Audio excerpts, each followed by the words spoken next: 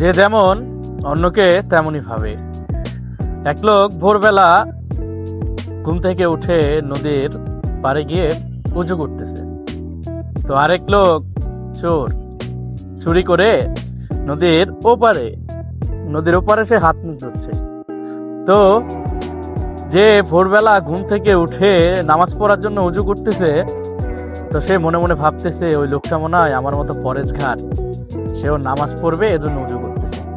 আর ওই যে নদীর ওপারে যে সে চুরি করে এসে হাত মুখ ধুচ্ছে, সে মনে মনে ভাবতেছে সে মনে হয় আমার মতো চোর, চুরি করে এসে হাত মুখ ধুচ্ছে। তো বোঝার বিষয় হচ্ছে, শিক্ষণীয় বিষয় হচ্ছে, যার মন মানসিকতা যেমন মানুষ আপনাকে তেমনই মনে করবে। যে যেরকম সে আপনাকে এরকমই মনে করবে। যে যেটা নিয়ে ভাবে, যে যেটা করে আপনাকে সেরকমই মনে করবে।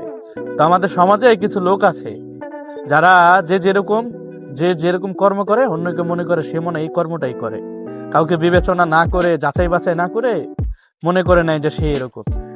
তো এই হচ্ছে বিষয়, যে যেরকম, যার কর্ম যেরকম সে অন্যকে সেরকমই মনে করে।